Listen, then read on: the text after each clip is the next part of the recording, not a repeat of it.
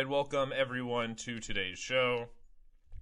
That was, I remember it's one of the, I think it's like the only Grateful Dead song I actually know, just because, nobody suggested it to me once. He's a, he's a huge Deadhead, which I guess is ironic considering just, how much the CIA had to do with the, Grateful Dead, but, that's neither here nor there.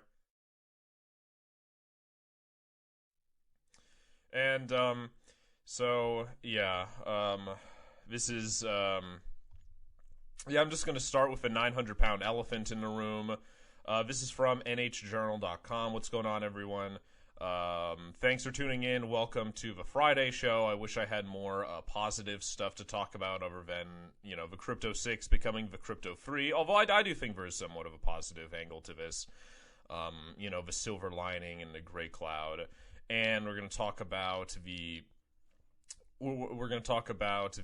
protests actually going on in China against this insane second lockdown. We're going to talk about Senator Dianne Feinstein of all people. Oh shit! I gave it away. I should have.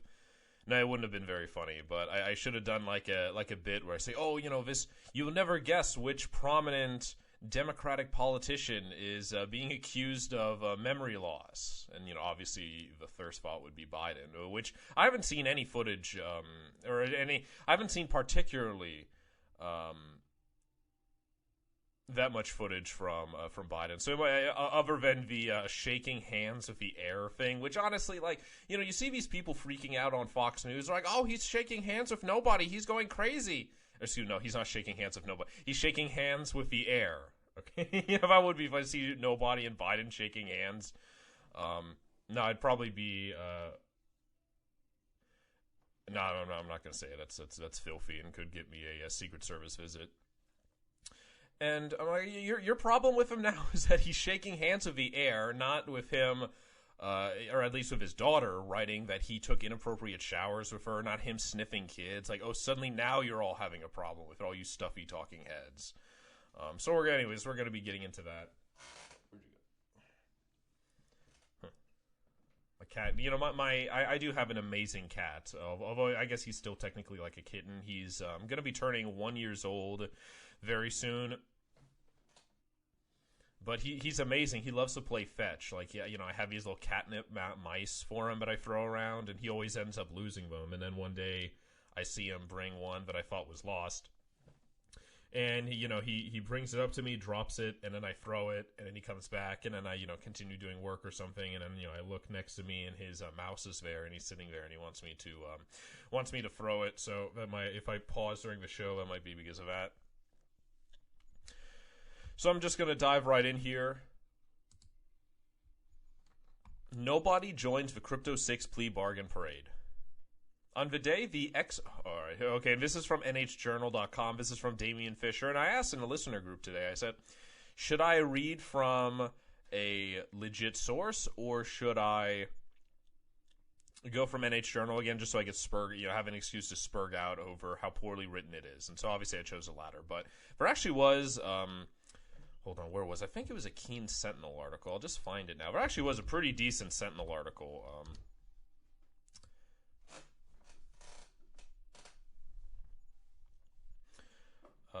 New Hampshire State Senate. Teenager save man from burning vehicle on Route 9.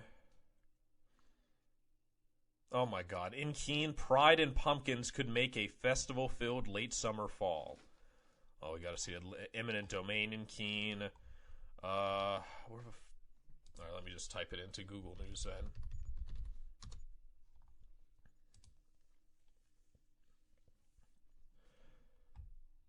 Okay, union leader, okay. Updated.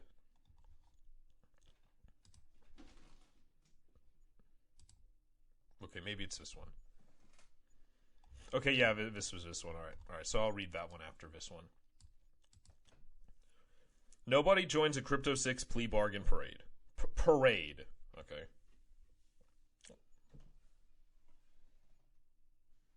Okay. No? Okay. I guess he just want to play fetch tonight. On the day the ex-girlfriend of Free Keen's Ian Freeman pleaded guilty in the the federal money laundering Bitcoin case. This sounds like it was written by a fourth grader, but his libertarian comrade, known as Nobody, filed notice of his plans to enter a plea deal as well. Freeman, 42, is at the center of a case targeting his Bitcoin exchanges and his several libertarian churches, which he used to receive, quote, donations as part of the multi-million-dollar money laundering scheme, according to the government. Freeman was arrested last year, along with Nobody, formerly known as Rich Paul, 54. So it's weird. I mean, he mentions Nobody here in the lead, but then, Freeman's ex-girlfriend, Renee Spinella, 25, and her husband, Andrew Spinella, 36.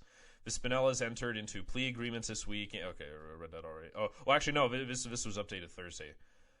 Andrew Spinella on Tuesday and Renee Spinella on Thursday. Both plea agreements center on their actions to open bank accounts in their own names, which Freeman then allegedly used as part of his scheme, according to court records.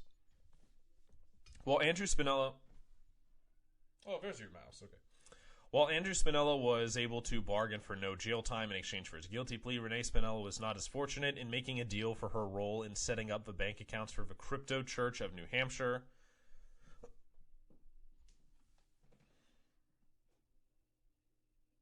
One of Freeman's many pseudo-religious entities. According to court records, prosecutors agreed to drop many of the charges against Renee Spinella and seek minimum prison time for one count of wire fraud. The maximum sentence is 30 years. Nobody's noticed that he plans to plead guilty came as a surprise. He has been a fixture among the Keene libertarian groups, spearheading marijuana activism and running for mayor of Keene and governor of New Hampshire. Nobody has previously done jail time for drug offenses in 2014 after refusing to become a federal informant against Freeman and his fellow libertarian activists. After his arrest last year, Nobody also adamantly stated that the police officers needed to be killed. I don't know if that's the exact phrasing, but and made other obscene and threatening statements to his former defense attorney, according to court records. With the Spinellas and Nobody agreeing to take pleas, that leaves Freeman, Aria DiMezio, who calls herself a trans-satanic anarchist and who started a...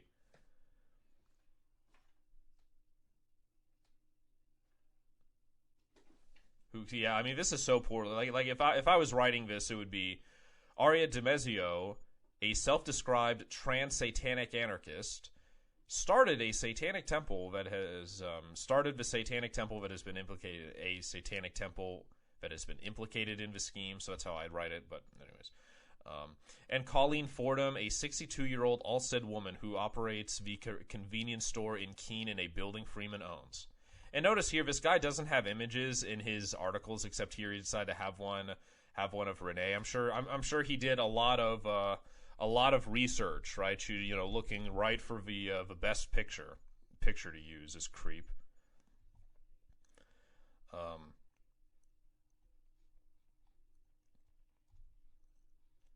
And notice too, they don't attribute where these photos come from. Like let's do a reverse Google search. Law. No, it's a tie-dye. The only thing that pops up is tie-dye. Okay. Okay, yeah, this is from a Free Keene article. So this asshole literally steals Ian's intellectual property and doesn't even credit him. Right? This would get you a demerit. This would get you almost close to being fired. It'd be, I forget if there's like a free strike system or something. I never, I'm like such a pro. I never even heard of a system, let alone got a strike. But I've been told there's like a free strike system, and this definitely would have been a strike. I mean, forgetting to put the attribution for the photo, so that's really bad form. Okay, so. And Colleen Fordham, a 62-year-old Alstead woman who operates the convenience store in Keene, look at this, who operates, it should be a convenience store in Keene, who operates the convenience store in Keene in a building Freeman owns. Freeman is a longtime libertarian activist who first moved to, and then he just copy and paste. It's the same thing repeatedly. Used his radio show to call for the lowering of the age of consent. However, Freeman has taken part in Free State Project events like the annual Libertarian Pork Fest since his 2014 ouster. The Free State Project is a libertarian movement that encourages people to move to New Hampshire and take over state government. Well, it encourages anyways. Freeman was oh, by the way, I checked out this guy's Twitter profile, and despite him being a writer for NH Journal, my troll account has almost as many followers as he does. So,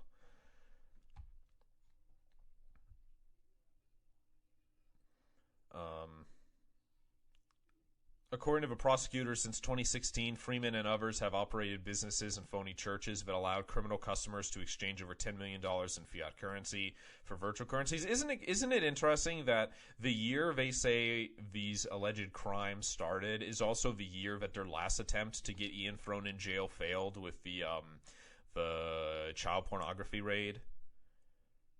Right, that isn't lost on me. Charging a fee for the service, prosecutors have said Freeman knew he was laundering money from criminals. Agents took dozens of guns and $180,000 in cash out of Freeman's Keene home during the March 2021 raid. When he and others were arrested, he was estimated to have more than $1.6 million in cryptocurrency at his disposal that authorities know about, according to court records, that he doesn't cite, he doesn't link to. And so here, the Concord Monitor article is much better, much better written. So I just want to read this one now, or I'll just read select passages from it. Renee and Andy Spinella, both of Derry, are scheduled for. Oh, hold on, this was written quite a while ago, but they actually do. They actually do get quotes here. So Freeman also faces charges of operation of an unlicensed money transmitting business, continuing financial crimes enterprise, money laundering, and 6 counts of wire fraud. The continuing financial crimes enterprise charge carries a 10-year mandatory minimum sentence.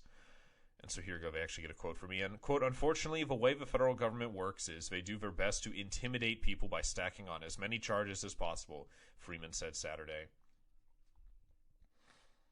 Freeman said he has not been allowed to talk to his co-defendants, but he has heard that the prosecution threatened the Spinellas with additional charges to force them into a plea deal. The Sentinel has not been able to confirm this. Court documents do not indicate any additional charges. Well, yeah, because they said they are going to file them, not that they already filed them. Freeman said he does not expect the Spinellas will cooperate with the government despite the scheduled guilty plea. Quote, nobody here did anything wrong. These are victimless so-called crimes, he said. I expect they will not be cooperating with the state because we all believe that the state is evil. Assistant U.S. U.S. Attorney General Georgiana L. MacDonald has previously alleged that, quote, hordes of cyber criminals, right? The evil horde of cyber criminals bought virtual currency from Freeman in an effort to avoid detection by banks and government regulators. The government also claims in court documents Freeman allowed an undercover agent to exchange around $20,000 in cash for Bitcoin after the agent told him he was dealing drugs. Freeman's lawyer, Mark Sisti, has previously told the Sentinel he doesn't know where the government's claim about an undercover agent is coming from. He said he has seen evidence of Freeman refusing to deal with criminals. DiMaggio, also reached by phone Saturday, said the Spinellas have to do what is best for themselves, even if it means entering a plea deal with the government. Quote, in the libertarian philosophy, as long as they are making the decision that is best for them, the world is best served, DiMaggio said. Okay. While she said she believes a jury will find no evidence of the alleged crimes, quote, certainly if they agree to be star witnesses to the prosecutors, that certainly will have an effect on other people's cases. But a guilty plea is not evidence of guilt, DiMaggio argued, claiming, as Freeman did, that the federal government stacks charges against defendants to, quote, bully them into pleas. Quote, it's hard to accept a guilty plea as an actual confession of guilt in the modern court system, she said. Whether they're guilty or not, defendants accept the deal to make the bigger threat go away. And yeah, that is much better written. Also because they actually, bothered to talk to the people involved. Although I haven't asked if Ian was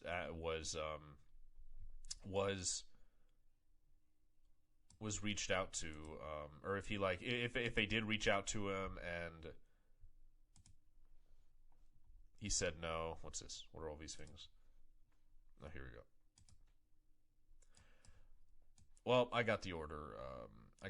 Fucked around. Here we go. So now we're talking about China. Appropriately, now we're moving on to talking about China, where pretty much the U.S. is becoming indistinguishable from. And I've just been looking at the geopolitical map, and it's almost like we're living in the world of 1984 with the three superstates, where we have currently. Russia represents Eurasia just because, France and Germany, they're dependent on, because of the Green Party, right? Because of these, environmentalist communists.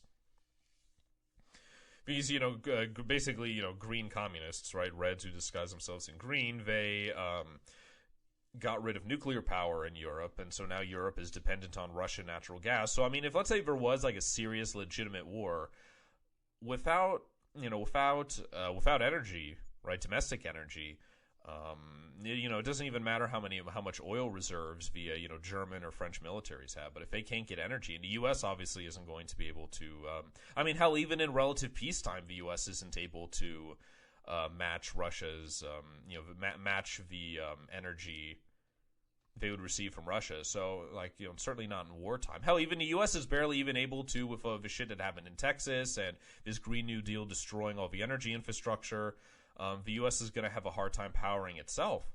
So if there is some sort of war, I imagine it would be easy for Russia to take over most of continental Europe, and then the frontier would be in the Middle East or maybe North Africa, and then we have the three superstates of 1984, right? We have Oceania, which is the UK, the US, South America, and Australia, and, the islands. Then we have Eurasia, which is basically, communist Europe controlled from Moscow, and also parts of Eurasia too, parts of Asia, Soviet parts. And then finally, the last superstate would be East Asia, which would, at this point, probably just China, unless China is able to invade and take over Japan and everywhere, and then the frontier would be the Indies or Australia. It really is starting to look a lot like the book. And in the book, two superstates would ally against the other, and then for whatever reason they would change. And so what was it? I think Eurasia was the enemy. And then, Oceania was allied with East Asia, and then at the very end of the, spoiler alert, at the very end of a book, in mid-sentence, we're kicking those Eurasian ass, and oh, just in, we've beat the East Asians, right? We've always been at war with East Asia. Because it used to be, the Chinese were over trading partners, and then now they're still our trading partners, but now they're also geopolitical. It just doesn't make any sense, and that's why I think we're living close to the end times, because this weird, fucked up, not just international relations system, but the just politics and how things work in this country, right? The so-called freest country in the world, and even in New Hampshire, the so-called free state. We have a fraction of freedoms that medieval peasants would have in some cases. The surveillance is a lot worse, and so that's also fucked up. So that's why I'm thinking this really is paving the way for the beast antichrist system that Revelation warns about.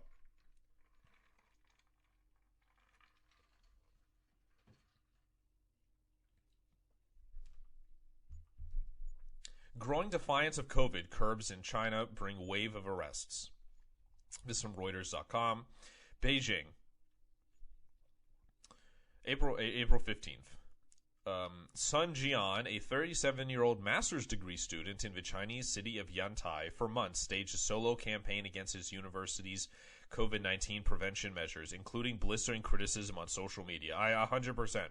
Good for you. Already, at whatever whatever Chinese college this guy's going to, he has more balls than everyone at Kegsand College. Because at least as far as I could tell, just by looking at social media and the college paper, no one was against it, right? Everyone was just lockstepping for it. So that's really sad when you have a guy literally in communist China who's standing up against the COVID lockdowns. Now, granted, this is against the university and not the government, although I'm sure the just like in the United States, I'm sure the university and government are quite intertwined. The last straw for authorities came on March 27 when Sun walked around his campus carrying a placard that read, "Lift the lockdown on Ludong." Police detained him on April 1st. Ludong University expelled him, according to a letter from the university seen by Reuters. University officials did not respond to a request for comment. No, don't drink my drink. Don't drink my drink, please. He's exploring, sniffing around the table.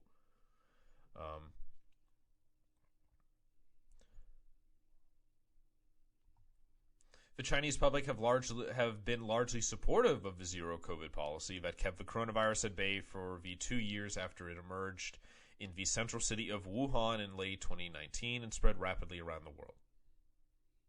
I keep looking at the oh, there it is. I keep looking at the second monitor just to see my cat.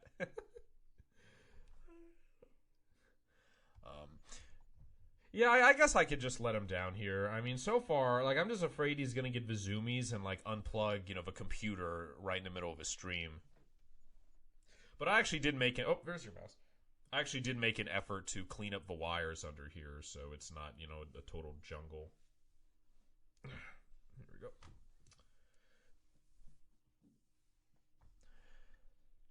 But the support seems to be wearing thin as the highly contagious Omicron variant emerges in China. Wow, seriously, just now? Only just now? Triggering curbs that have brought food shortages, family separations, lost wages, and economic pain. Sun's protest reflects growing frustration and resentment in a society that generally respects authority with a COVID strategy that is increasingly challenged by the Omicron variant. In some cases, the pushback has gone viral on social media with video clips of citizens scuffling with health workers and screaming anger over lockdowns from windows of their apartments. Space for dissent has narrowed as China has grown more authoritarian under President Xi Jinping, and the anger over COVID restrictions has caused headaches for authorities who have urged the public to make sacrifices for the greater good. Gee, now where does that sound like? That sounds very familiar. Sun has said his university has moved classes online and banned students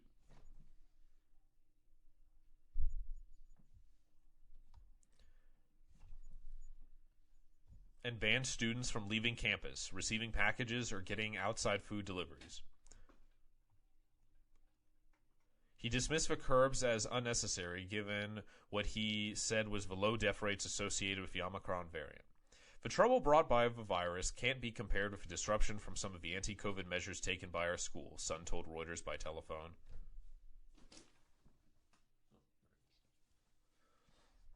He said his social media accounts have been blocked. Venting off. Arrests and detentions for COVID-related rule-breaking surged in March, according to the results of a search on the Weibo social media platform for police statements, posts by state agencies, and state media reports from around China. The search found 59 confirmed police cases and 26 arrests for COVID rule-breaking in January and fewer in February. But in March, more than 600 police cases and 150 confirmed arrests were reported on Weibo, the review by Reuters found. It is likely that which I think Quebec had like a lot more. Quebec was able to take like millions and millions of dollars in finances. In fines. It is likely that the figures represent only a fraction of actual cases, as not every incident makes it to social media or is reported by the authorities. Public security departments also announced a surge in crackdowns on COVID rule violations in March, with cities and counties publishing 80 notices on their Weibo accounts, compared with 7 in January and 10 in February. Most infractions involve citizens trying to skirt rules such as reporting travels on a health app, falsifying COVID test results, and sneaking out of lockdown neighborhoods. Assaults on health workers also surged. Well, yeah, because like when you have doctors forcibly quarantining people and putting their hands on you. Police also reported arrests of citizens who were venting off dissatisfaction using inappropriate language relating to the pandemic. Yeah, so that kind of sounds like, saying, "Oh, this is a hoax. This is all bullshit." And then, you have, hold on, it's like, what was, venting dissatisfaction.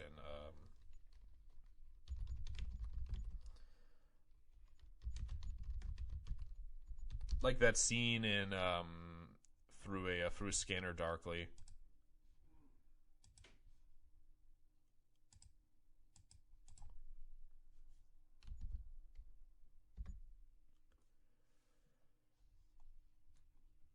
Where did Substance D come from? Why can't we stop it? The bigger this war gets, the more freedoms we lose, the more Substance D is on our streets. Can't you figure this out? Look around you.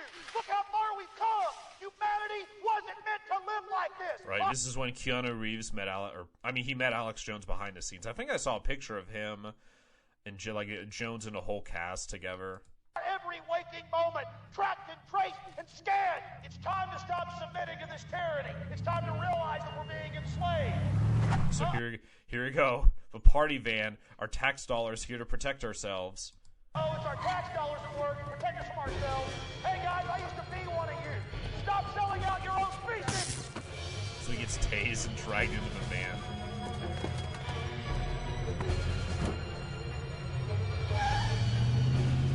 Leaving his bullhorn on the ground. Hey! Get in! Oh, here's Winona Ryder. Anyways, yeah, wow. This is from how long ago? So that's what immediately came into my mind. As the resentment simmers, authorities are trying to control the public message, often with censorship of online complaints. On April 5th, videos of a protest against lockdowns in Langfang, a city near Beijing, were quickly removed from Weibo. Last week, Shanghai announced a crackdown on rumors threatening to shut down offending social media chat groups. But pushback from the public can yield results. Last month, students at Sichuan University in the city of Chengdu forced university authorities to lift a campus lockdown after protesting. The South China Morning Post reported. That's interesting, actually. Wow, I mean, good for them if that's like amazing. Like in China, of all places. State media warnings have at times added fuel to the fire. Thousands of social media posts use a Weibo hashtag for a report by the official Xinhua news agency about police cracking down on COVID-related misinformation to boast criticism of the government's coronavirus response. By Friday, it had racked up over 500 million views. And so now this is actually a very interesting account here. This is this is on Twitter at Jennifer ATNTD, Jennifer Zhang, and this is hidden video footage of what's going on in Shanghai. Some intense moments when the CCP police remove residents from their homes so that the buildings can be used as COVID-19 quarantine sites. So for audio listeners, there's a bunch of people in hazmats or white like sterile suits, right? I don't know. I guess would it be? I guess it's a hazmat suit, just like very primitive hazmat suit. And they're all dressed in white and blue, right? They look like the goons from Squid Games, and they're pulling people away from their apartment building because they need to use the apartment building for a quarantine. Right now, in places like Canada, they would quarantine people in hotels, right? Very expensive hotels against their will. But in China, they're forcing people out of their homes against their will to then take people who test positive and force them against their will to quarantine. And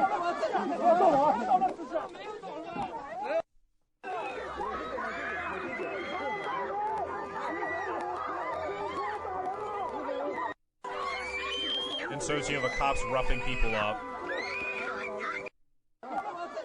Everyone's wearing a mask.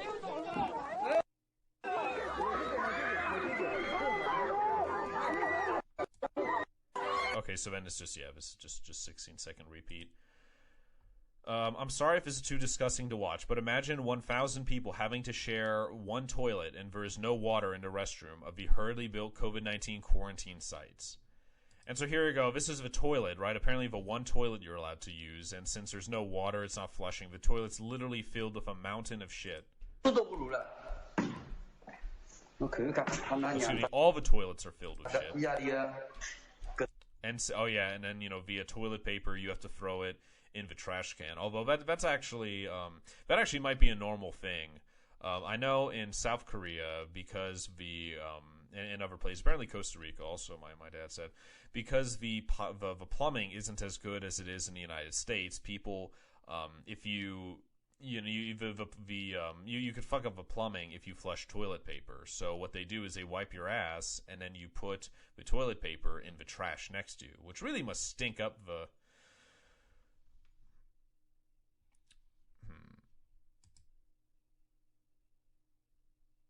Which really must stink up the place. Hey, what's going on, Cody? Scanner Darkly is a great book. That's right. Yeah, I should have mentioned it was a Philip K. Dick book that eventually got turned into a movie by Richard Linklater right before he.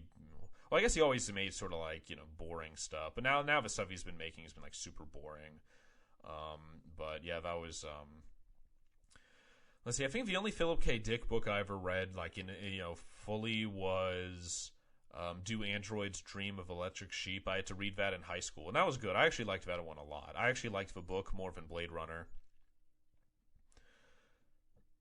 I've been meaning to read Valis because, back I've been meaning to read Valis, and I think it's like a whole trilogy because there's Radio Free Albemuth, then Valis, and it's just so much reading. But I really do identify with Philip K. Dick. Take that of what you will. Oh my god! Oh god! Oh my god! Oh god! It's making me nauseous. That's disgusting. Oh my god!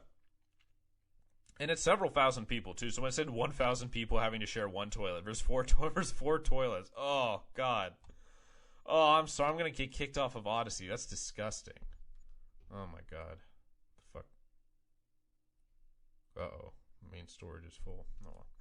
Yeah, Telegram does that weird thing. I never knew it did this. Like, literally, when you watch a video on Telegram, it, like, downloads to this folder that's almost inaccessible without a third-party app. And so, like, my computer was, or my phone was just getting saturated with, like, literally, I don't even have to look at it. Just when I'm scrolling, it fucking downloads. So watch out for that. Because it appears under Other, right? It doesn't appear under Downloads. Okay, so now people are breaking down the lockdown barricades and are getting attacked by the cops. So people broke down the fencing.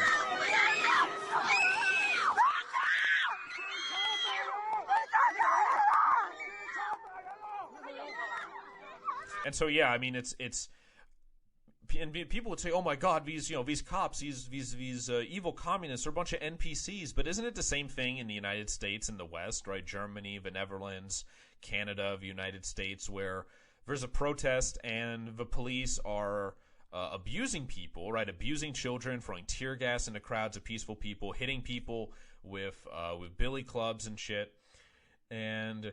You hear mothers screaming, you hear kids screaming, and, the cops are just, just another day at work.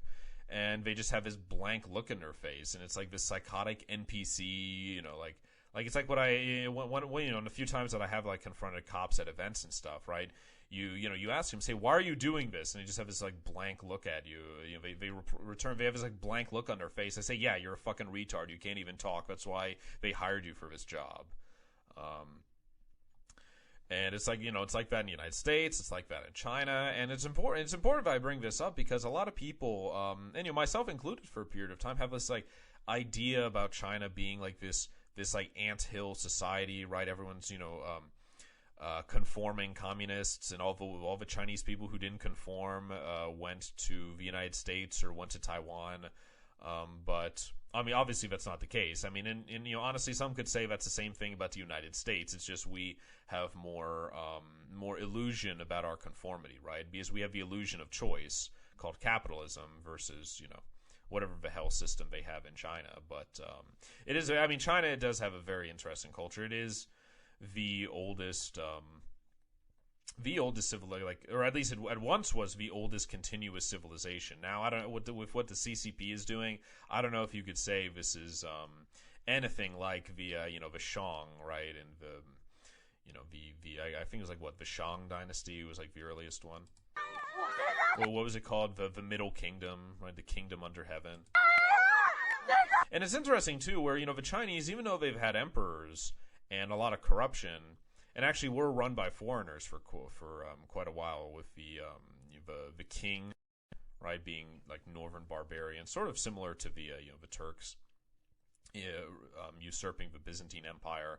But they had this idea called which was sort of like the opposite of the divine right of kings. It was the mandate of heaven, where the government, where it's, I mean, compared to this something, stupid and retarded like the divine right of kings, the mandate of heaven, actually, I'd say is more, I guess, like more friendly towards freedom, just because if the government's doing such a bad job where it's like just outright killing people, and it's not taking care of people, or it's natural disasters, barbarian invasions, that's going to show, right? And that government is going to cause a country to go into a period of decline, and then that means that, they've lost the mandate of heaven, and so therefore whoever has a better idea and can restore order and prosperity to the land then has the mandate of heaven and should rule. And I think if we applied that in this country, obviously I think we'd have a lot of change for the better. Although we, instead of having the mandate of heaven, we have elections and, representative, and so there's, we could argue on the specific points of that. But obviously, Xi Jinping's government has lost the mandate of heaven. The United States federal government has lost the mandate of heaven. I mean, this, and I don't mean heaven as in like literally, where God is. I mean just heaven as, the Chinese concept.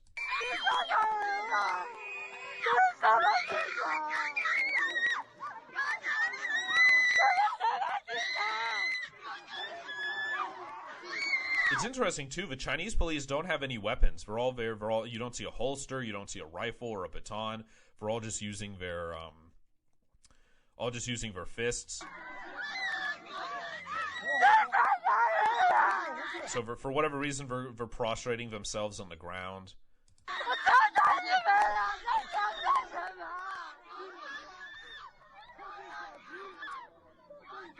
They're bowing down before them, which I don't know. I don't know. I guess that's like a protest or something. It's kind of weird.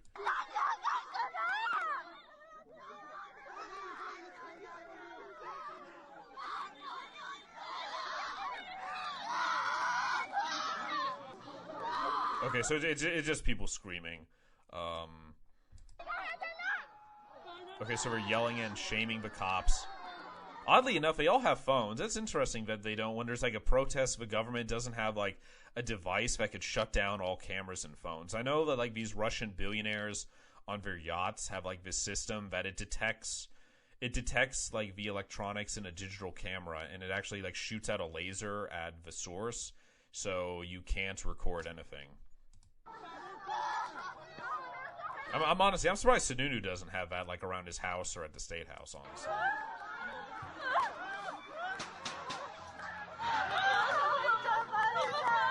Okay, so now they're holding someone down, arresting them.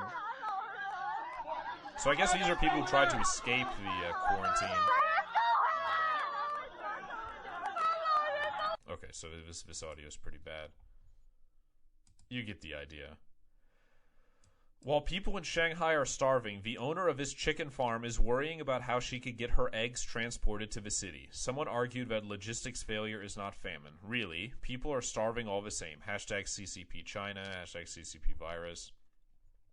And it's the same thing in the United States, right? Where they're still producing, like, at least regular farms are still producing plenty of food. It's just the logistics and supply chain, to the point where like a lot of farmers just had to straight up throw out all their milk, right? Just literally just you milk the poor cow that's probably being factory farmed. You milk it, and then first off, its calf is probably being force fed fake milk and fake colostrum.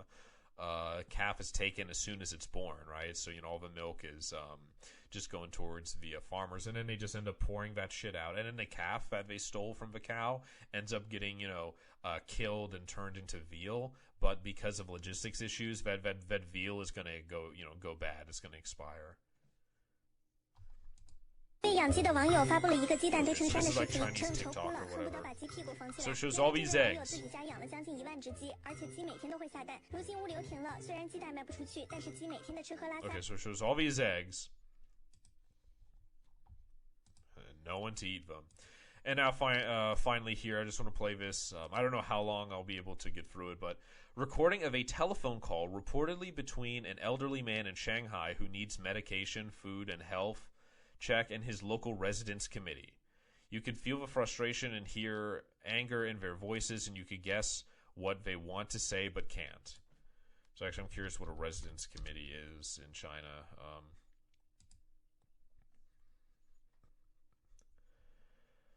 A residential community is a community, usually a small town or city, that is composed mostly of residents as opposed to commercial businesses and or industrial facilities, all three of which are considered to be the free. In the People's Republic of China, a community, also called community unit,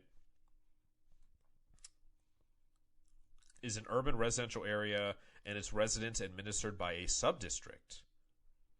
Communities are generally organized around a territory consisting of 100 to 700 households. The reform that created residential communities as local government in their current form was called Sheiku, Neighborhood Community Building. Originally, these organizations consisted of participating citizens and chiefs, the latter ones being installed by central governance. Sheiku represented an attempt to restructure the relationship between the state and urban community in China. The social anthropologist Fei Xiaotong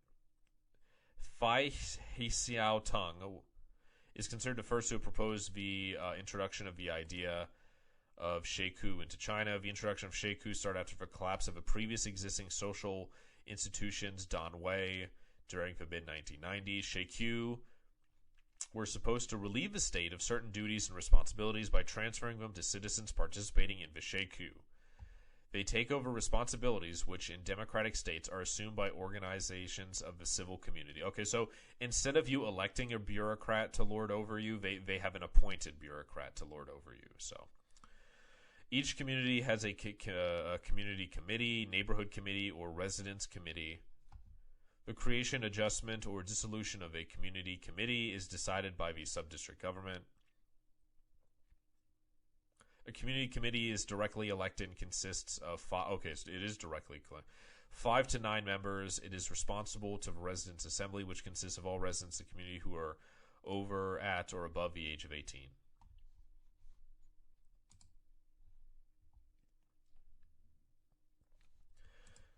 So it's basically, which is interesting too. This is sort of like calling a town hall if you, it's like if you need food or medicine, which I guess under a martial law situation, would be likely. Okay, hello, Yongking Residence Committee. I'm so-and-so from somewhere. Sir, how are you? I can't take it. I've completely run out of medicine. Right, I've run out of supplies. No food either. Right now I'm really struggling. What supplies have you run out of? Right now I'm really struggling. Sore throat. My body temperature is rising again. I'll grab some Linhan Qingwen, traditional Chinese medicine tablets sent to you. Yeah, I did look into that. That is kind of interesting. Where it's basically just, I think it's like a proprietary Chinese government mix, but it's a bunch of different herbs and things like crushed up together. It's pretty interesting. It is interesting that you'd have the Communist government of China shilling and supporting traditional medicine. I'll get you some capsules. I already have this one, right. So at the moment, the Residence Committee only has this kind of medicine. Oh, wow. Isn't single payer... isn't free healthcare awesome? Isn't communism awesome? I want a CT scan. You want a CT scan? The Residence Committee can't decide that kind of thing. No, I need to go to the hospital for a checkup and have a CT scan. I've already reported your case, but the department above us hasn't processed it. So this after so long, still nobody's given me a solution. What could I do? I need to check. I'm waiting for death here. I don't know either, sir. So which department was it? Can you push them? I've only asked at the Residence Committee, right? The Residence Committee has already reported your case. 报了这么多的 Reported so many days ago. 天，都没有听到你们回应。 I still haven't heard back from you. 他们没有给我回应。 They haven't replied to me either. They haven't replied to you, so you just don't care? 没有给你回应，你就不管了。我不是不 I 管， still have lots of things I have to report. 我还有很多东西我都在报，不仅仅 It's 是 not 您一个。 only you. Today I'm trying to find a way to help a pregnant woman. 今天我想办法送走了一个孕妇。今天 I'm also trying to help somebody with her deceased elderly parents. Well, just imagine being shamed by the bureaucrat. 我在处置一个过世的老人。于老师，不是我们不作为，而是我们 It's not that we don't care. It's that we're dealing with so many things. 做了很多事情。我们无能为 We're 力。居委 powerless 会 to 能做的 help. 事情， Everything the residents committee can do, 我 I've 都做 done. 到了。居委会不该做的事情，我也做到了。公们， Even things that the residents committee isn't supposed to do, I've done. So that's the way it 你 is. 们既然这样，你们不可以向上一级的机关反映 So you can't escalate the matter to a higher department. 一下吗？我们上一级机关最上面机关就 The department above us is the highest department. That department is the 是 subdistrict. 街道。区级机关我们是反映不上去的，居民可以去反映，你们可以去反映，但是我告诉你，反映我跟你说上海是12345线到 Shanghai's 1, 2, 3, 4, 5 hotline up until now has 现在 been 都是个空的东 useless. 西。这个东西我都反映 I've already tried that 过了。对啊， hotline. 您都反映过了，您看有结果吗？您看有结果吗？不是我，语气越来越重啊，我也很着急，我也很愤怒。 I'm raising my voice. I'm also indignant. Oh man, this guy's gonna get his organs harvested after this. 我也很生气， I'm also angry. 对啊，我们但是我们无能为力。我告诉 I'm 你， powerless to help. I'm telling you now, mister, I'm powerless to help. 老师，我无能为力，一点办法都没有，那怎么办？我也不知道怎么办。现在我面前放的不是您一个，是有一群这样的人群在我面前，就是他们不处置。这个情况怎么办？要我们自己来承受。我不知道，也许哪一天我承受不了了，我先退出了。我也不知道这一天会不会很快到来。于老师，我比你更委屈。 Mister, I have more of a grievance than you. Okay, so this old man is like on the cusp of dying, and this bureaucrat's just yelling and giving it to him on the phone. 对，也可能也会有这个 I 感觉的 suppose that's the。way 但是 you 我今 feel. 天 But I 打 called 了 the 接到 subdistrict today. 1天的电话 I called them and all day and no answer. 都没有接通。我不是不努力，12345我也打过了，110也打过了，对吧？我知道您 Oh, well, he's even called the police. 都打过了，您看有结果吗？我也是说没结果， No result. 是没结果，我也不知道他们到底在考虑什么事情。就不能救救我们的老百姓吗？ So they can't rescue us citizens, then? Okay, well, at least in the United States, we have the benefit of a Supreme Court decision that tells us that the police don't have to help us. So 我也想让他们来救救我们的老百姓啊。我也想啊。为什么呀？为什么呀？为什么呀？为什么他们会这样？为此说呀，老人不管，孕妇不管，过世的老人都不管。 So now he's saying how the government doesn't care about pregnant women, they don't care about the dead, which I guess in China there's this thing of ancestor worship that's pretty big. So yeah, no, I have a feeling this guy's gonna get fired. 连垃圾桶都不管。我向市委也反映过 They，don't even care about bins, which I don't know if that means like trash bins, if there's like trash all over. 也一推出来，对吧？李老师，我真的很无奈，我不知道。 Sir, I honestly feel hopeless. I don't know right now. I'm more heartbroken than you. 我现在，我比你更伤心，因为您仅仅是一个家庭，我看到 Because 的 you 是 could see one family. I'm seeing countless 无 families. 数个家庭。 That is true. I do understand that. I do feel for this bureaucrat. 对。您所谈的一切，我真 Everything 的 you 很 said, I 理解。 completely understand 真的很理 it. 解。 I completely 你的 understand. 情况我以书面的形式都已报过，电话打过无数次。谢谢你。对不起，李老师， Thank you. I'm sorry, sir. I'm powerless to help. 无能为力。真是 So that's how it is. How could our country get like this? 我们的国家难道 That's what the old man is asking. Sorry, bye. Click. 就是这个问题，这个样子我也不知道？为什么。 I don't know either how Shanghai can get like this. Yeah, Shanghai. I remember someone I went to school with, and she, her family was from China, and she would always like brag about how rich her family were, and they live in Shanghai, and it's basically like a metropolis. There's something about them having like a hover car. I don't know if she's just trolling or screwing around.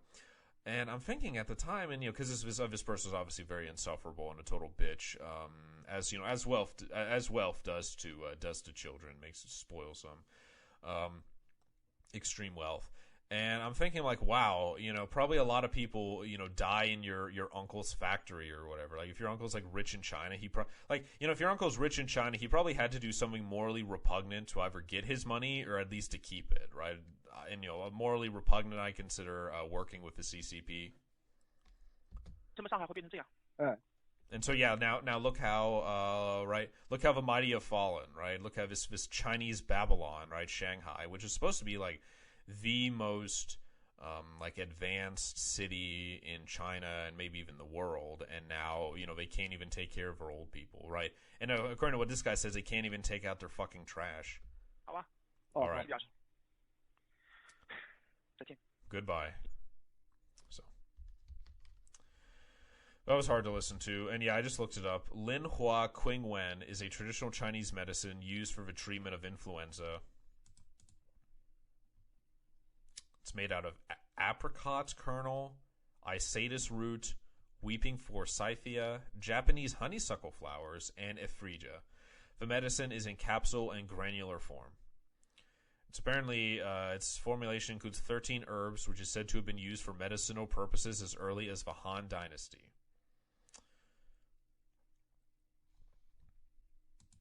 Because I was curious what that was. So now here we go. Residents in Shanghai take to the street, confront CCP police, and call them beets. I don't know what beets mean. I don't know if it's like beets is in the vegetable. Okay, so April 14, Xingnan Road, Zhangjiang Town, Pudong, New area Shanghai residents took to the streets to protest and confronted the police. So this is Inconvenient Truths by Jennifer Zhang. Or I guess Yang.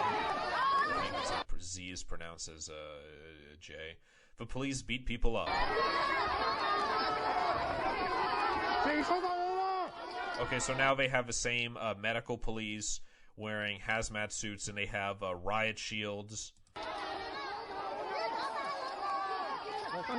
And so even the people, even when they're like attacking the cops, they're wearing masks, which is interesting.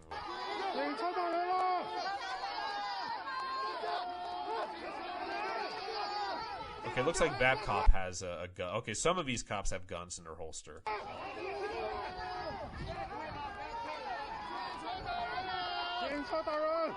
So they're chanting, "The police beat people up." Okay, so I don't know. Maybe China's way more different than I thought. I mean, I don't know if they're shocked at the idea of the police beating people up. I mean, I'm sorry. I don't know what to tell you. Or unless this is the first time these people are actually like seeing the reality of the police and like, oh wow, these people, our whole lives we grew up, thinking that they're the good guys and they're gonna keep us safe and they're taking down the bad guys, and when really we're just a bunch of hired rent-a-cop thugs.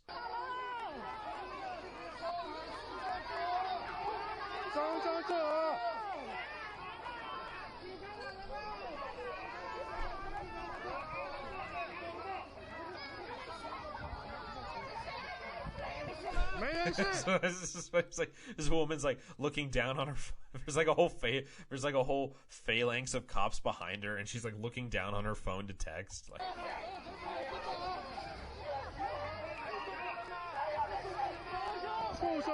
so this one woman in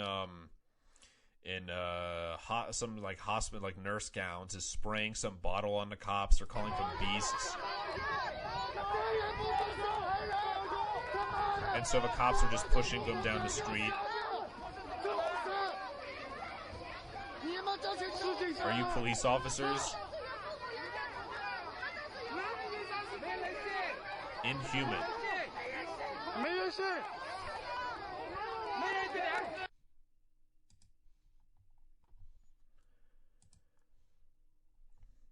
What is happening in Shanghai is the result of the international situation. We are going to have a war with the U.S. Can you work out the logic behind the police officer's words? This happened today when police forcibly evict residents at the Naxi International Community in Shanghai so that their homes... Okay.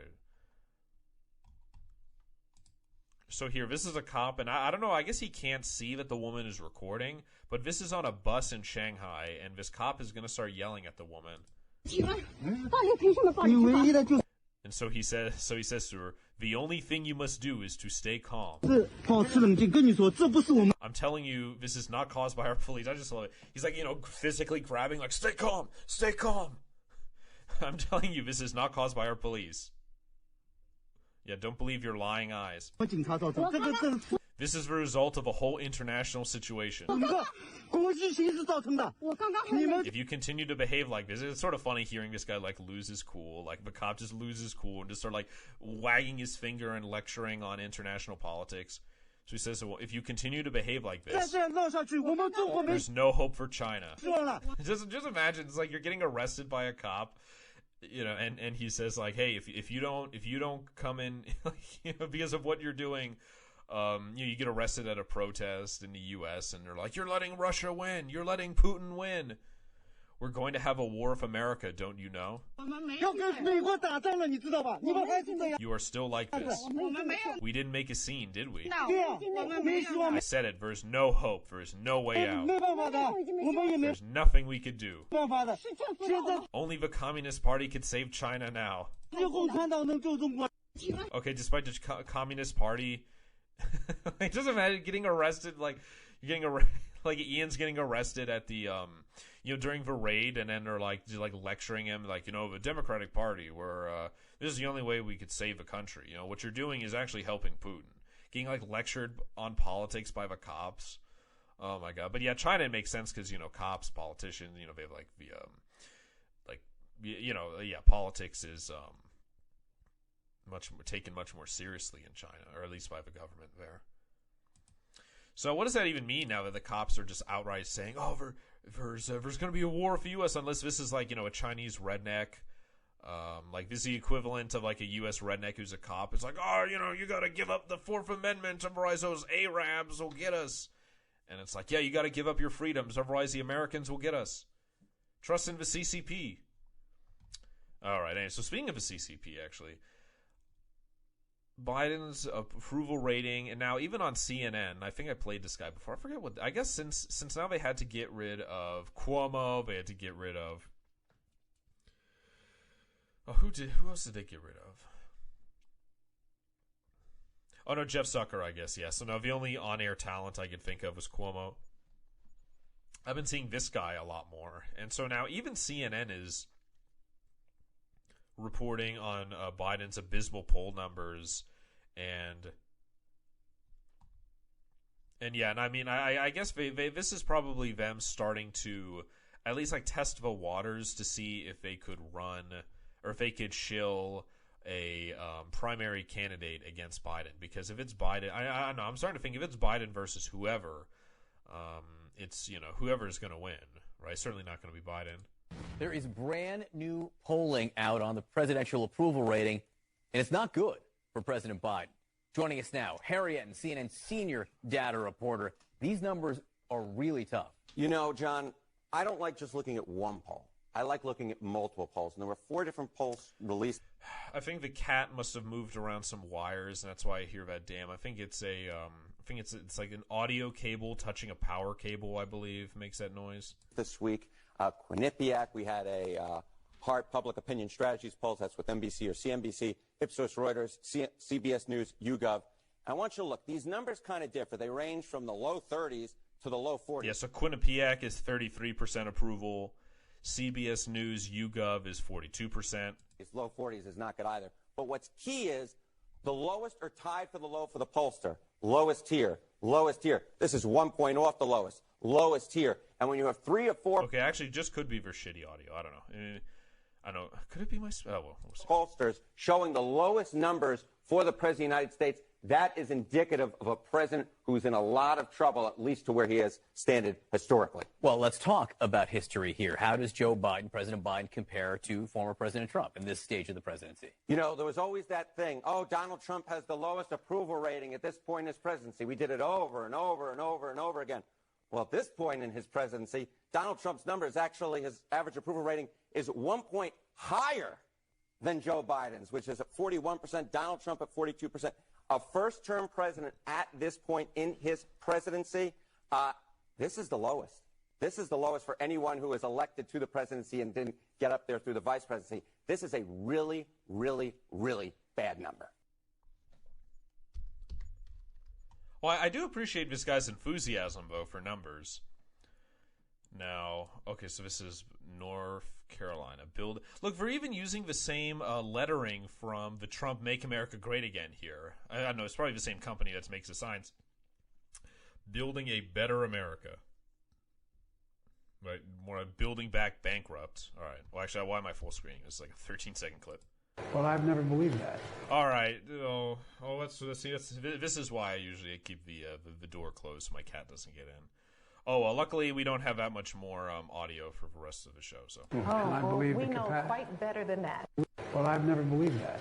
We know quite better than that. So you're right. No, but let me. Shut up, bitch! Don't interrupt Biden when he's speaking. Let's talk for a second. I'm a professor. You are the president. That's all that we need. No, I'm Professor Biden from Penn. Well, I've never believed. I'm Professor Biden. Okay. All right. So here we go. I'm just going to show the footage. Can't do.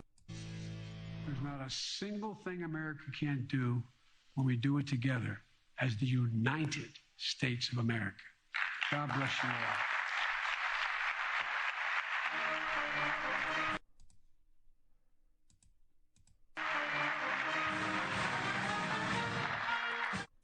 So there you go. Yeah, but Biden's just shaking hands with air. Shaking hands with no one. Okay, oh my god.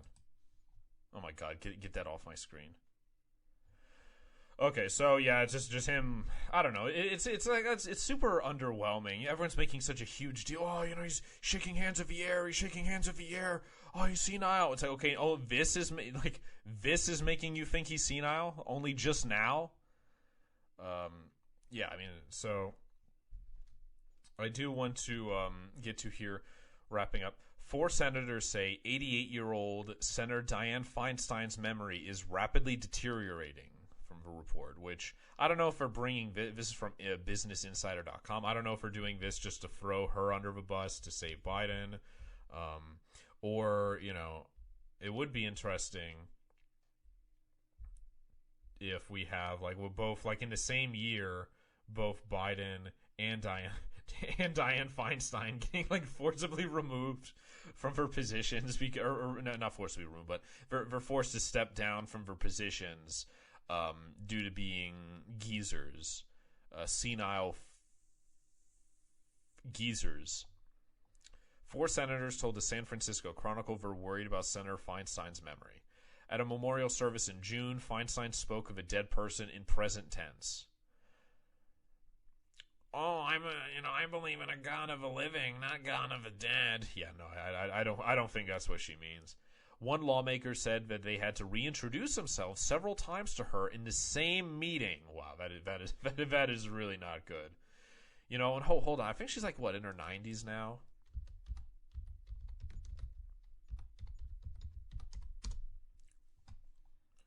"88 years old. My grandmother is 90. I think she's like 92, and she's at the point where she's having like the same conversation with people quite often. But she still knows who I am. Like, when my mother calls her, she still recognizes who my mother is, even over the phone. And she always asks how I'm doing. Now, she asks how I'm doing multiple times in the same conversation, but, she still recognizes me. Although I am her grandson, so I guess it's somewhat different, but, to be reintroduced. Oh, that's bad. That's really bad. That's really bad. And just think although I'm sure, Feinstein, she would still recognize someone like her husband or Biden or something. So I guess it's not totally comparable to my grandmother, but just a 4-year difference. And also I will say, like, these people, these politicians lead very active lifestyles, not necessarily active in the sense of exercise, but they're always doing something. They're always shilling something. They're always on the campaign trail. And that's how we're able to have people like Dick Cheney. The man literally doesn't have a heart. It's like an artificial heart, right? It's like a fucking motor in his chest beating. He's like a cyborg. So Dick Cheney, he's still alive. Was the David Rockefeller lived up to like 99. Ronald Reagan lived, even though he started to have Alzheimer's in the late 80s, he was still able to live till 2005. Bush Sr., all these people live to be very, very old. And I do, or either old or in their old age, they're still somewhat cognizant. And I do think it's just because, they live, with all this constant intrigue and stuff. It's like my grandmother, she started to lose it a bit just because she just stayed in, just because of COVID. Even before COVID, she just, stayed inside most of the time. She was like starting to be afraid to go outside.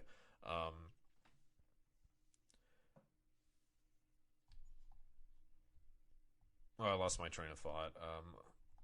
I gotta have someone else do the show. I'm losing my but no, I just got thinking about oh yeah, interaction and stuff. Yeah, that's right. But my grandfather, he's still pretty mentally sharp, even though he's just like a few years younger than my grandmother, because he would do crossword puzzles and Sudoku and all those things. With the explicit intention of, keeping his cognizance for as long as possible. And I think engaging in campaigning and... Because, my God, yeah, hold on. I wonder what her term was, her latest term. Wow, she assumed office in 1992, so 30 years of campaigning. 30 years. So I do think it preserved, and also the evil too, right? They get preserved by evil. I mean, they look ugly as hell, but still preserved. There are new claims that the oldest sitting member of the U.S. Senate isn't mentally fit for her demanding job. One unnamed member of Congress said Dianne Feinstein's mental acuity raised such concern for them that they considered staging some kind of intervention to get the 88-year-old California Democrat to retire, the San Francisco Chronicle reported Thursday.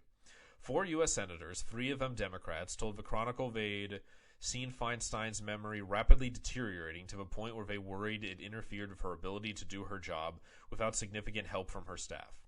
3 former Feinstein staffers and a Democratic California House member also spoke with the Chronicle on the condition of anonymity because of the sensitive nature of a topic, according to the report. There's a joke on the Hill. We've got a great junior senator in Alex Padilla and an experienced staff in Feinstein's office.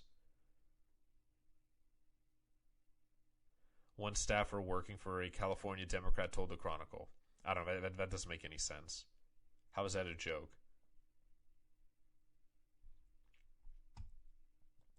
I see. So it's like, what, he's the staff, and he does all the work, and she's the experienced senator. Oh, that's maybe? I don't know. Oh, no, okay, I see. All right, so I never heard of him. Okay, so he's the junior senator, and it's not Feinstein who, it's not, okay, I see. Because I don't consider these people great, so I didn't know what, so already I'm like, is he sarcastic? An experienced staff, okay, so it's not her, it's her staff doing everything, which makes sense, which I don't know, maybe, I don't know if that's good or bad. The lawmaker because mind you, don't feel bad for her either, because mind you, Dianne Feinstein said that she hold on, I gotta play the clip, because you're not gonna believe me.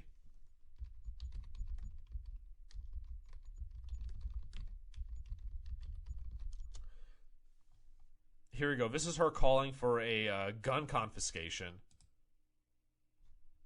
Senator Dianne Feinstein worked for more than a year to get the assault weapons bill passed in the face of ferocious opposition from the National Rifle Association. She says she got the best she could.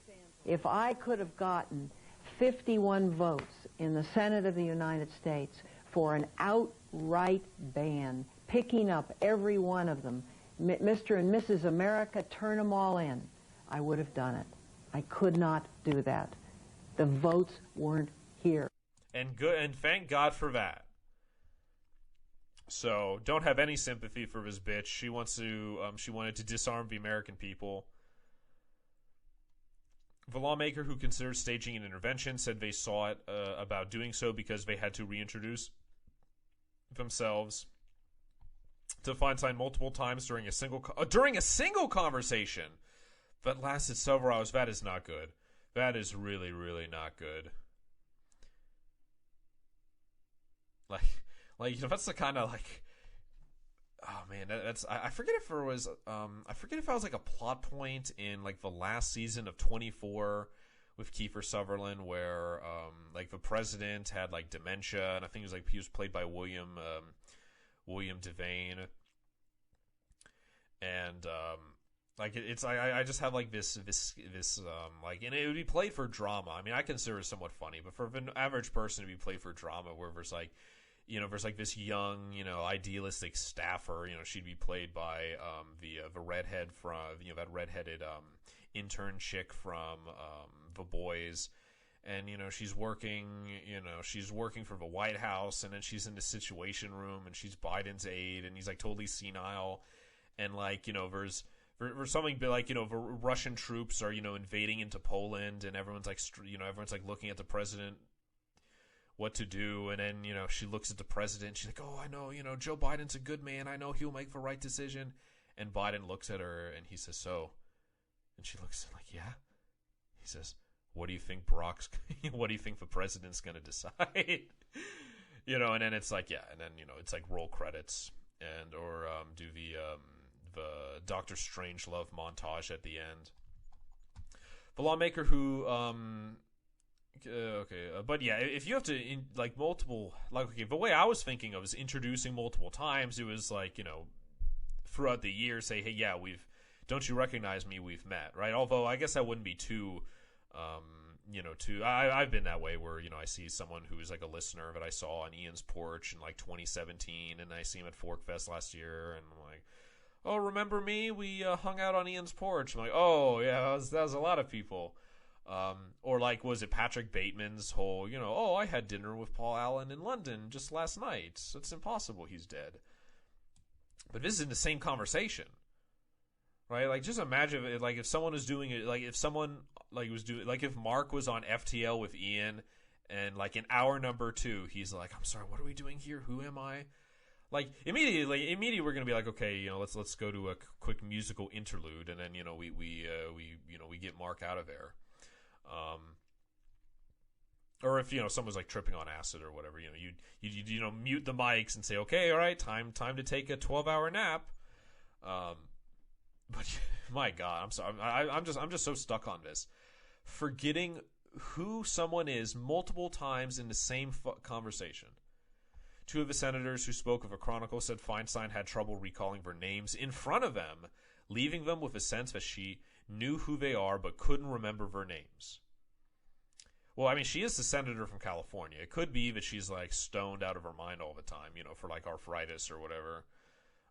I have worked with her for a long time, and long enough to know what she was like just a few years ago. Always in command, always in charge, on top of the details. Basically couldn't resist a conversation while she was driving some bill or some idea. All of that is gone, the lawmaker who considered the intervention said.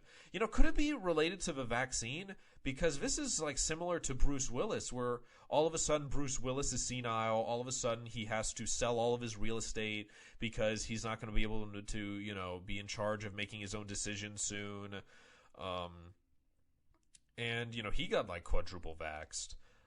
So I don't know. Like, is it causing some sort of mental decline in people? She was an intellectual and political force not that long ago, and that's why my encounter with her was so jarring, because there was no trace of that.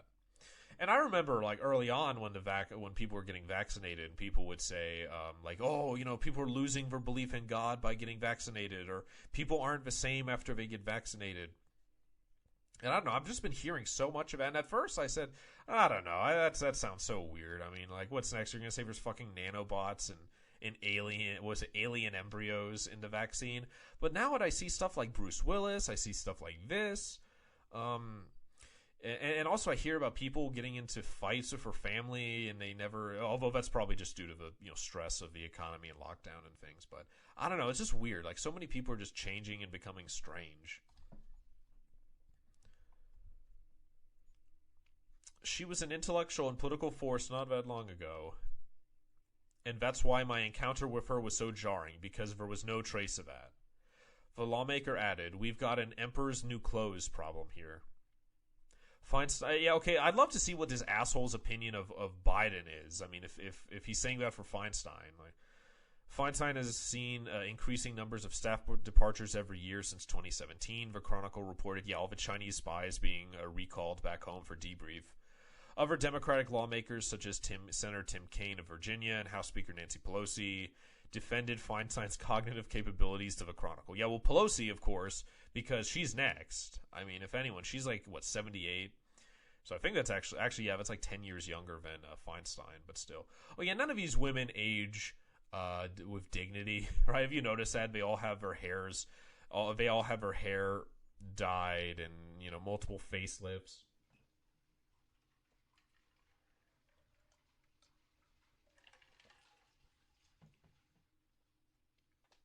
Like, my grandmother, she actually did dye her hair, a very, very, very light red, where I just figured that was, you know, her natural hair. But I think the last time I like physically saw her was her birthday Zoom party, and she had like, yeah, her hair was like very blue because she obviously couldn't get it styled. But still, I mean, and I would understand it if they dyed it like a little bit and you could see some gray. But if you like just straight up, you know, like, yeah, like, you know, like it's like Howard Stern dying, okay? You know, where you know that you know his hair ought to be all gray and white, but he dyes it. Pelosi, who represents San Francisco, called Feinstein a workhorse for the people of California. She added that it was, quote, unconscionable. Yeah, which makes sense why California is such a shithole then. She added that it was unconscionable that just weeks after losing her beloved husband of more than 4 decades, and after decades of outstanding leadership to our city and state, she's being subjected to these ridiculous attacks that are beneath the dignity in which she has led and the esteem in which she is held. Should Democrats retain their Senate majority in the 2022 midterm elections, Feinstein would replace the retiring Senator Patrick Leahy of Vermont as third in succession for the presidency as the Senate's president pro tempore. Feinstein defended her ability to serve in a written statement to the Chronicle on March 28. The last years that have been extremely painful and distracting for me, flying back and forth to visit my dying husband, who passed just a few weeks ago, the senator said, but there's no question I'm still serving and delivering for the people of California, and I'll put my record up against any of you stupid goyams. The senator released an additional statement on Thursday afternoon. While I have focused for much of the past year on my husband's health and ultimate passing, I have remained committed to achieving results, and I'd put my record up against anyone's, Feinstein said in the statement. In the past few months, I successfully led the reauthorization of a bipartisan Violence Against Women Act, secured more direct government funding for my state, than any other Democratic senator other than the chairman of the Appropriations Committee. Yeah, so she just straight up, siphoning off wealth from more productive states to her fucking shit. And a literally shithole state, right? There's maps. There's online maps of human shit all over California.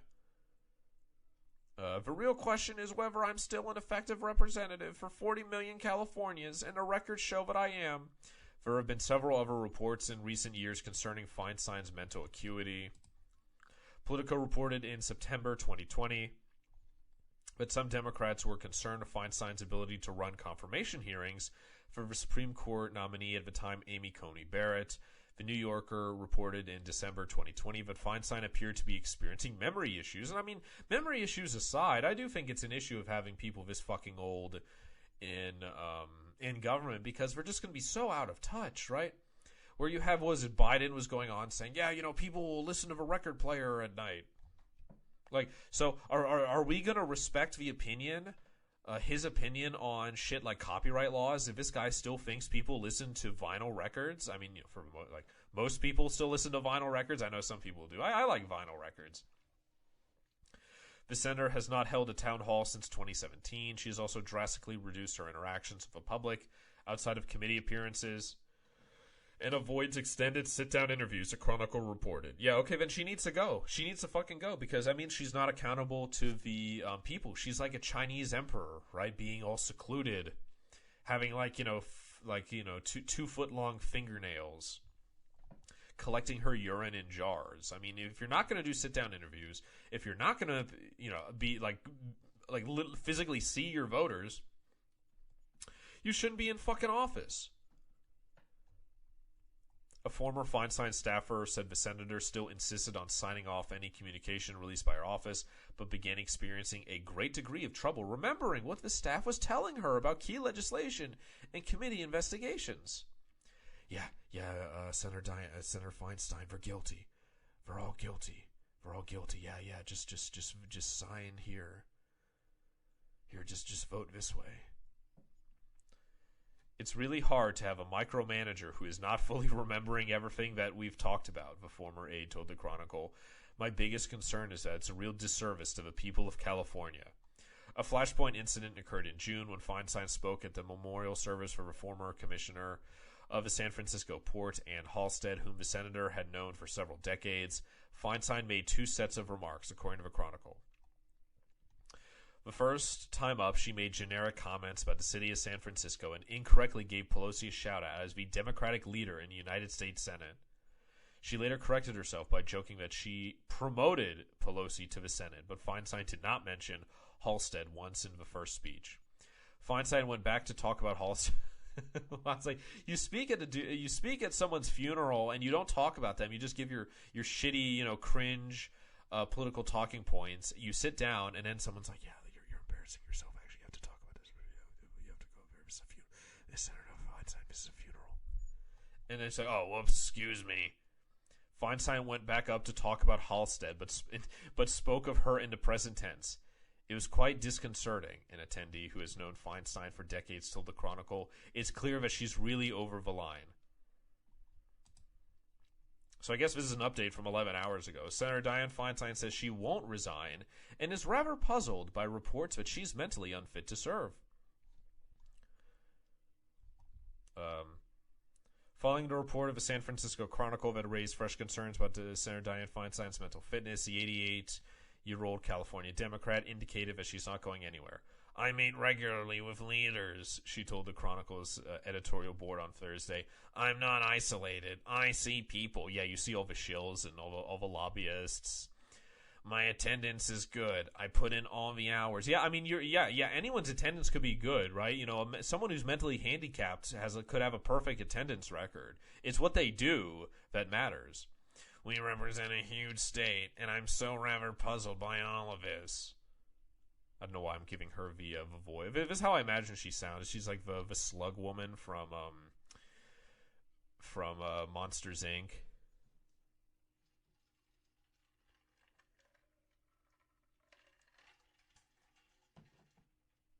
I'm watching you, Wazowski.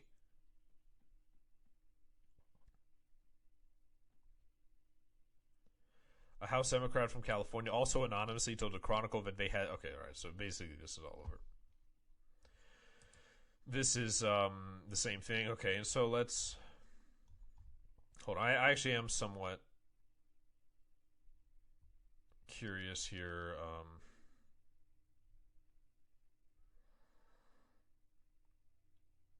Oh my god. The magic... Okay, so I'm just curious here for if we're going to have Pumpkin Fest. So scheduled for Saturday, October 22nd. Is set to be bigger than in years leading up to the pandemic, but still substantially smaller than what the festival had been at its peak years ago, which subsequently caused a riot. I wouldn't say it caused it, but where there just happened to be a riot.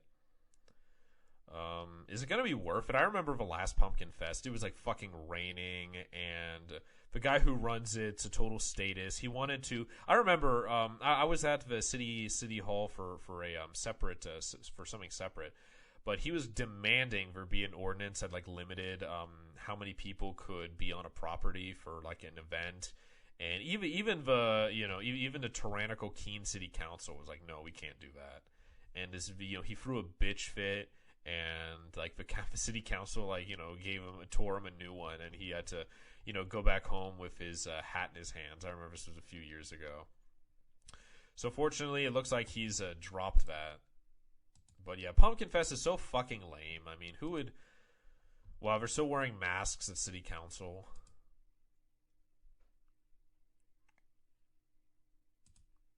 Oh wow. President of Keen Pride. That looks like a guy you'd trust your kids with.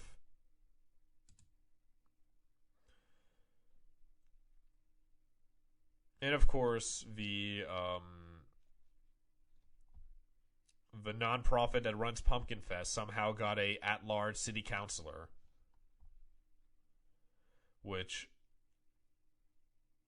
yeah, was unable to attend. Well, you know, he should have stepped down and not given the, you know, not voted, because it's obviously a conflict of interest. Same loser. All right, well, I'm obviously not missing much. Actually, I'm curious, though, for the other board that I follow, because it's been Hartford Select Board, Hanover Select Board, public comment.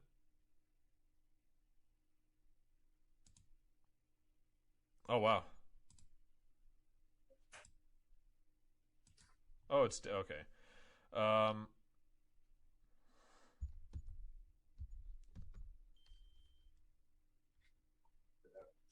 Okay, so River Audio isn't working. Anyways, all right, I'm just going to finish up here on, I'll watch that later. So, so this is from David Hogg, and he tweeted this on April 12th, and I could have swore he tweeted this out sooner. I could have swore he tweeted this out much sooner, where he's talking about his family being feds, and like, and let's see here, yeah, because I remember him tweeting something similar like a few weeks or like a few months ago. And now, like, literally on day one, I viewed the Parkland shooting as a false flag, as an obvious false flag too, honestly. And that's not just schizo posting too. I mean, there's a difference between, well, schizo posting and, like, I mean, because, I mean, the thing is, though, like, just from, usually within, like, the first reporting, I could tell if, the first few hours of reporting, I could tell if something's a false flag or not. And yeah, well, when I told that story on the day of a Parkland shooting, I see Snapchat footage that was going viral of, the kids. I think I heard David Hogg's voice too. He was, they were talking about, like, oh my God, I can't believe we're in a school shooting. I can't believe we still have to deal with these gun laws or something, like, well, there's gunfire going on. And I never saw that footage again. So, and then there was that whole controversy whether or not David Hogg was even in the building where the shooter was in. Versus, I remember, like, a few of the students actually called into InfoWars, and they said that when they were all in lockdown, they saw the kid who was the shooter, Nicholas Cruz, and the girl, she said to him, I figured you would have been, she said, when I heard there was a shooting happening, I thought it would have been you who did it. And it's just all this weird shit.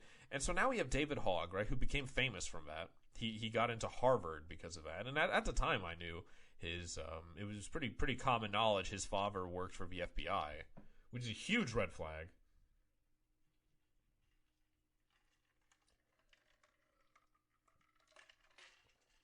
And it's weird, like, all the kids, anytime they try and use kids, the kids are the children of famous people. Like the girl who was going on about, what was it? The fake incubator babies.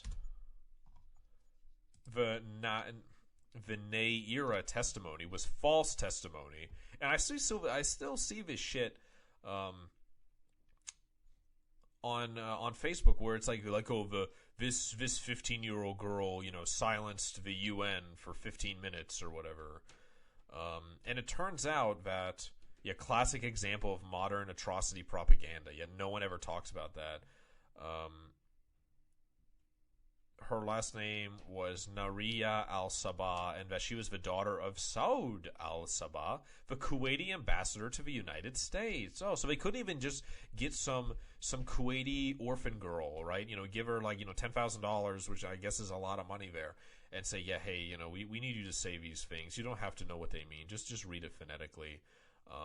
And then we'll give you a nice place to live, stay in like Switzerland or Israel, and no one's ever gonna, you can't ever get in front of a camera, right? No one could ever know the truth. No, they had to get the fucking daughter of the ambassador, which is I imagine it's pretty easy to find out who she is, right? So, they did the same thing here of David Hogg getting the son of an FBI agent. So now David Hogg tweets out,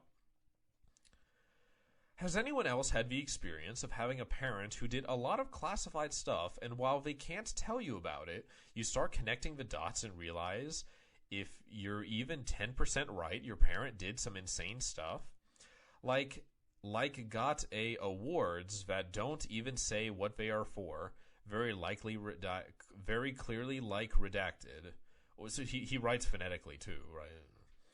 Or literally got a reward and can't even take it home because it's that secret.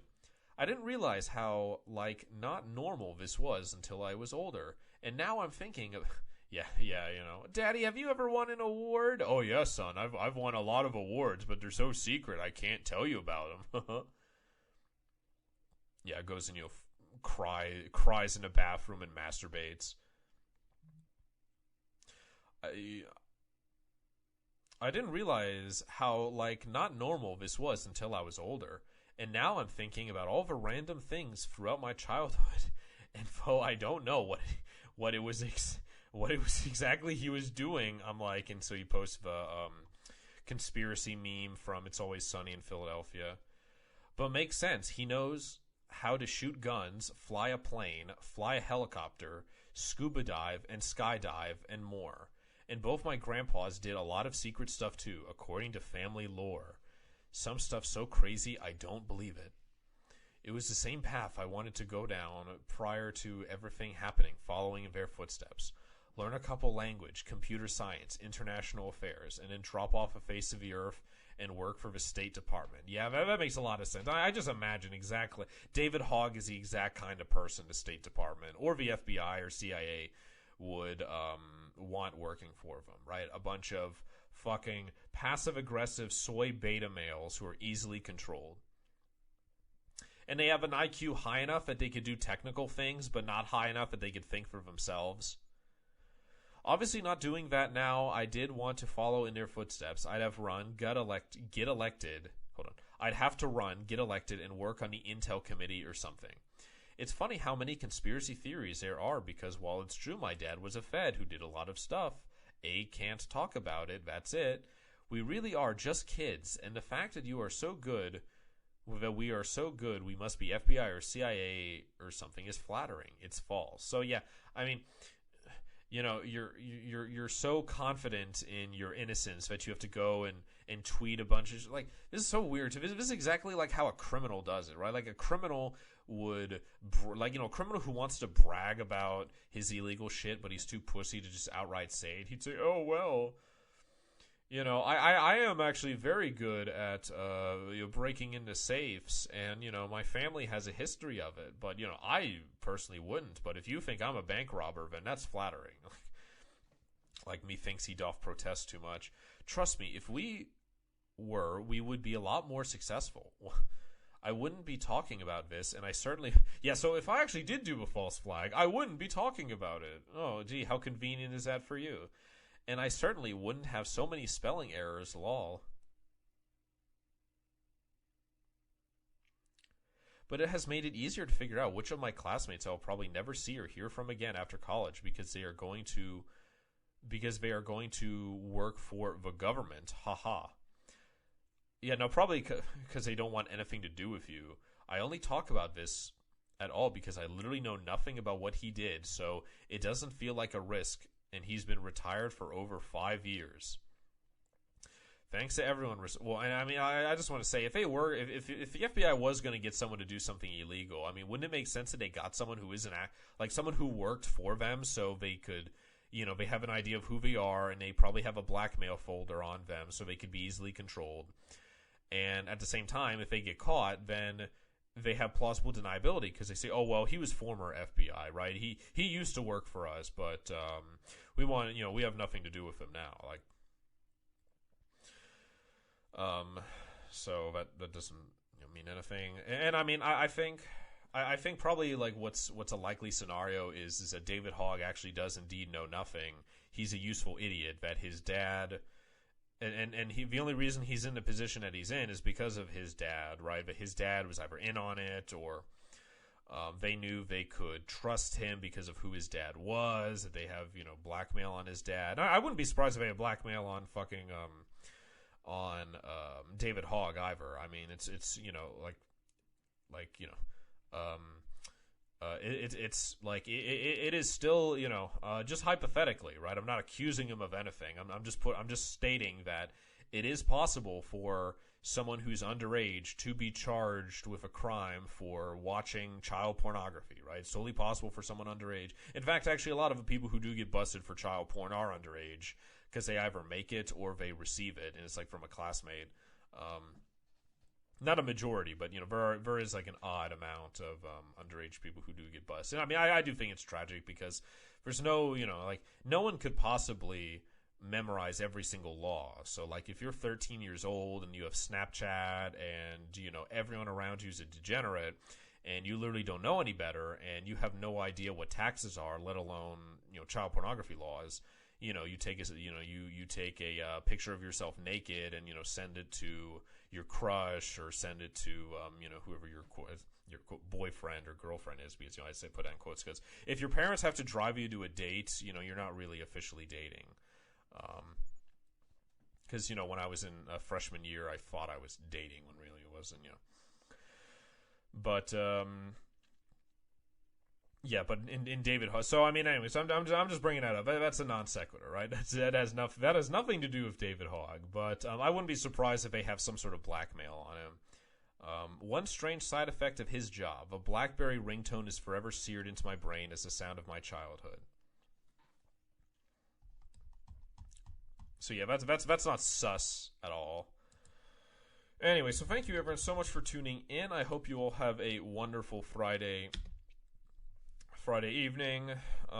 Yeah, some pretty heavy subject matter now. We have the Crypto 3 with oh shit, I probably should have said this at the beginning of the show. Yeah, so Nobody, as part of his plea deal, sentencing isn't for quite a while now. But he's pleading to a maximum of 30 years and a maximum of $1 million fee. But at least from what I saw when I watched his bail hearing, I think he's like bail appeal. I forget if it was his no, it wasn't his appeal. It was the hearing in front of LaPlante, because he had the hearing in front of a magistrate first. Then he appealed it, and then it got before Judge LaPlante. It looked like Judge LaPlante had some sort of like begrudging respect for Nobody, where like we all heard when the prosecution tried to get him stripped of tried to prevent him from getting bail, they played the infamous prison phone or jail phone call, and the judge heard it, and I heard it, and I'm thinking, oh my God, this is it. But the judge, said that Nobody is a very thoughtful, very thoughtful person, and he had like some sort of begrudging respect. So I'm hoping that the judge goes easy on him. And now a lot of people, are taking this as bad news, just because there's like this idea that because they're pleading guilty, that they're going to, turn against, going to testify against Ian, or that shows that they were guilty. But honestly, I mean, I think the people who did take plea deals, I mean, just looking at it from a positive perspective, I mean, they're able to get out of this terrible situation without, for the most part, without jail time. Or spending an extreme amount of time in jail, and if they're actually taking the plea bargain, I mean, it's certainly not a deal, right? People say, "Oh, they made a deal with the government." No, it's not a deal. It's a government telling you how it's going to be. I mean, the government gives you its twisted version of mercy, and you could accept it or not. But like taking a plea bargain, I understand it's more preferable than the uncertainty of fighting it out in court. Actually, yeah, there's Ian posted on social media a statement. My friend Nobody took the plea today in the Crypto 6 case. They got him for contempt of the banks. And then posted a quote here from Thomas Jefferson stating, I sincerely believe that banking establishments are more dangerous than standing armies. And yeah, absolutely. So I just wanted to end on that note. So we'll continue keeping an eye on this. So now it is the Crypto 3. And we'll continue keeping everyone updated. Thank you everyone so much for tuning in. I will hope you all have a wonderful Easter weekend, and I will see all of you Or actually, yeah, I'll be back Monday, 8 p.m. Eastern.